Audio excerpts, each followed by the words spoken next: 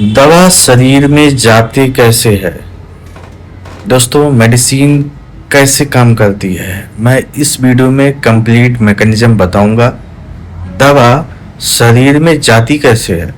जब तुम दवा लेते हो मुंह से, टैबलेट, सिरप या कैप्सूल या आईएम, आईवी यानी इंजेक्शन स्किन पर, ये ब्लड में एब्जॉर्ब हो जाती है और पूरे शरीर में फैल जाती है टारगेट तक पहुंचना। अब इसमें टारगेट कैसे बनाती है दवा, उस जगह पे काम करना कैसे काम करती है? हर दवा का एक टारगेट होता है, साइट ऑफ एक्शन। जैसे दर्द की दवा ब्रेन और नर्व पे काम करती है, वैसे एंटीबायोटिक बैक्टीरिया में काम करती है। बीपी की दवा ब्लड वेसल्स में काम करती है। दवा वहीं जाकर काम करती है जहां रिसेप्टर थ्योरी सबसे इम्पोर्टेंट। शरीर में छोटे छोटे एक लॉक्स होते हैं, जैसे कि किसी मोटरसाइकिल का लॉक कर देना, गाड़ी घुमा नहीं पाते हैं वो लॉक हो जाता है, या घर में डोर में लॉक लगा देते हैं दरवाजे में, वो खुलता नहीं है, बिना तोड़े खुलेगा नहीं। इन्हें कहते हैं रिसेप्टर। दवा is equal to key, receptor is equal to lock. यानी दवा एक की एक चाबी है और रिसेप्टर जो खुलता है वो लॉक है। तो की चाबी से और लॉक को मैं बंद कर सकता हूँ, लॉकर जो होता है उसको मैं बंद कर सकता हूँ। तो दवा एक की है और रिसेप्टर एक लॉक है। जब दवा रिसेप्टर से जुड़ती है तभी इफेक्ट होती है। एक्शन कैसे होता है, वो शरीर में एक्शन कैसे करती है? दवा 3 तरीके से काम करती है। फर्स्ट, जो स्टिमुलेट यानी कि एक्टिवेट होती है। कुछ दवा बॉडी को एक्टिवेट करती है, जैसे हार्ट रेट बढ़ना।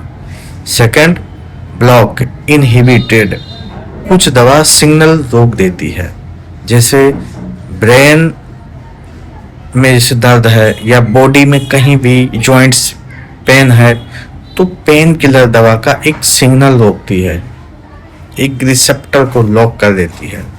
थर्ड, जो किल एंड डिस्ट्रॉय, कुछ दवा बैक्टीरिया और वायरस को खत्म करती है, जैसे एंटीबायोटिक, कोई भी पेनिसिलिन ग्रुप का ले लो, मोक्सिकाइन, सीबी, एमॉक्सिसिलिन, क्लोनेट या एम्पिसिलिन, पिप्रासिलिन, टाइजोबैक्टम। इंजेक्शन के बारे में कहूँ तो टैबलेट में जैसे हो गया एजिथ्रोमाइसिन। ऐसे बहुत सारे एंटीबायोटिक दवा हैं जो मैं इस वीडियो में बताने लगूंगा तो बहुत बड़ी वीडियो हो जाएगी।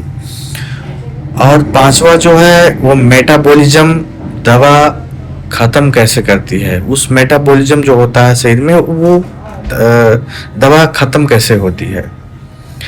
दवा लीवर में टूटती है, वो किडनी से बाहर निकलती है, इसलिए बार बार डोज देना पड़ता है। दवा डिजोल्व करती है, अपना काम करके वो किडनी के रास्ता जो है वो निकल जाती है। और दवा सिर्फ टारगेट पर ही नहीं, बॉडी के दूसरे पार्ट्स पर भी असर डालती है, इसे कहते हैं साइड इफेक्ट। इसलिए अनवांटेड इफेक्ट्स होते हैं। फाइनल एक लाइन में बताऊं, दवा बॉडी के रिसेप्टर से जुड़कर सिग्नल को बदलती है, तभी इफेक्ट दिखता है। जैसे आपके सिर में दर्द है और हम बीपी की दवा खा लें तो काम नहीं करेगी। जैसे कोई अन्य सिरप पी लूं, जैसे मैं खांसी के लिए सिरप पी लूं, कोई भी दवा आस्थाकाइंड एलएस या आस्थाकाइंड डीएक्स में उसे पी लूं तो काम नहीं करेगा। आपका जो है पेट का दर्द नहीं जाएगा, पेट में तो जाएगा ओरल थ्रू, लेकिन काम नहीं करेगी। ऐसे हर दवा का एक यूज होता है, एक काम करने के लिए एक उसकी एक क्वालिटी होती है। तो दवा बॉडी के रिसेप्टर से जुड़कर सिग्नल को बदलती है, तभी इफेक्ट दिखता है। दवा कोई जादू नहीं है, ये बॉडी के लॉक्स और रिसेप्टर को कंट्रोल करके काम करती है। सिंपल एग्जांपल ये है, जैसे चाबी ताले को खोलती है वैसे ही दवा बॉडी के रिसेप्टर को एक्टिवेट या ब्लॉक करती है। तो दोस्तों इस वीडियो को उन लोग तक शेयर करिए कि जो बहुत ज़्यादा दवा खाते हो और उनको नॉलेज ना हो या फिर उन्हें पता ना हो कि दवा कैसे काम करती है, इसका मैकेनिज्म क्या है। जैसे कुछ लोग को दर्द होता है सिर में तो जाकर किसी भी मेडिकल स्टोर पे कहते हैं भैया मुझे सिर में दर्द है, ये दवा दे दो, मुझे बुखार है ये दवा दे दो, तो वो दे देते हैं। लेकिन किसी फिजिशियन को नहीं दिखाते कि हमारे सिर में दर्द क्यों हो रहा है। वही बाद में जाकर बड़ी बीमारियों के शिकार हो जाते हैं।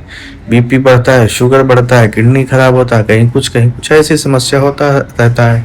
तो दोस्तों आप इस वीडियो को ज़्यादा से ज़्यादा शेयर करिए। आपकी कोई क्वेरी हो तो आप इस वीडियो में नीचे कमेंट्स में बताएं, मैं आपको तुरंत उस प्रश्न का जवाब दूंगा।